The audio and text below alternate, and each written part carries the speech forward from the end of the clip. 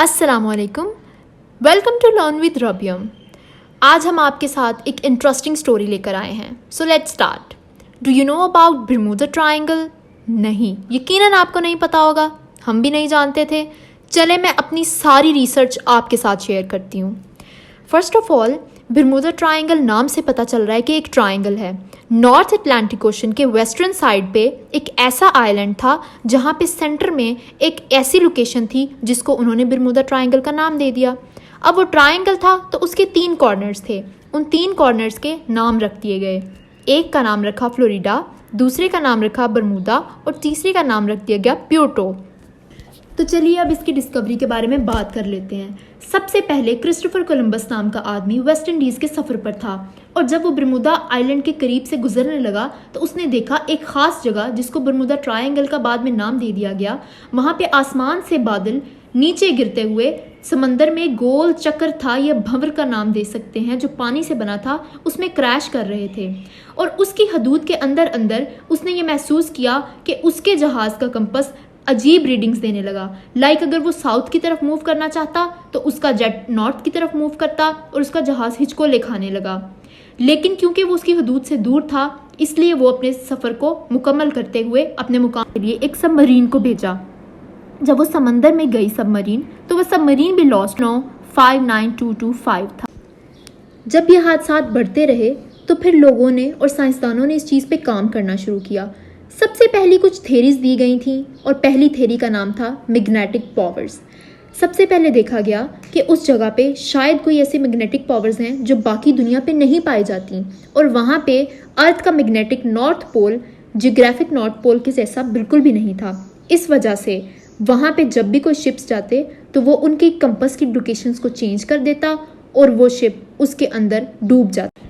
लेकिन magnetic powers की theory भी कोई इतनी वैलिड नहीं थी।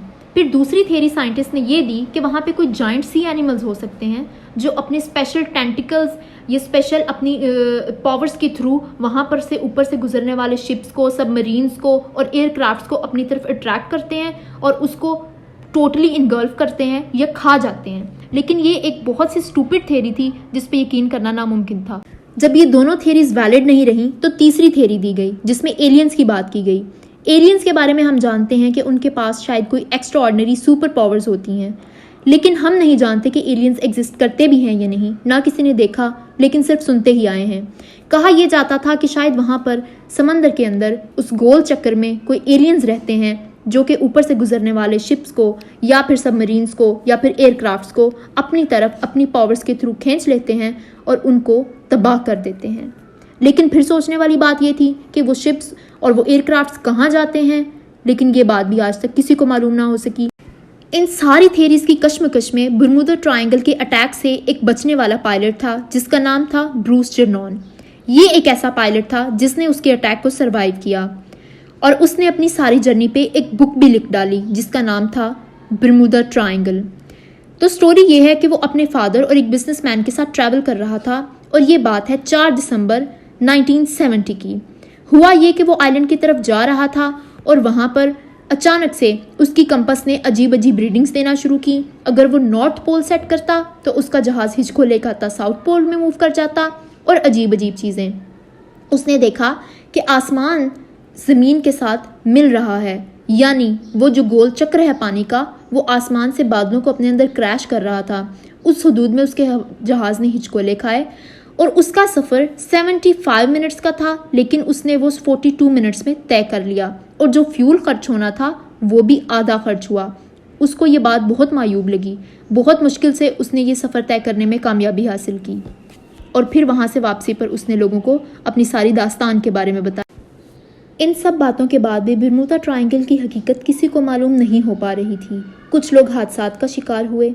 सिर्फ एक शिप, एक सबमरीन, एक सबक्राफ्ट ही नहीं, बल्कि हज़ारों की तादाद में लोग उसमें डिसअपीयर हो चुके थे। कहाँ जाते, क्या होता, किसी को कुछ मालूम नहीं था। साइंटिस्ट ने बहुत सी डिस्कवरीज की, बहुत सी थेरीज दी, लेकिन स्टिल उनमें कोई सच्चाई नहीं है। एलियंस की बात हुई, मैग्नेटिक पावर्स की बात हुई, लेकिन आज तक कोई नहीं जानता कि क्या बात सच है और क्या गलत। मैंने अपना नॉलेज आपके साथ शेयर किया और आप अपने नॉलेज को बढ़ाते रहिए।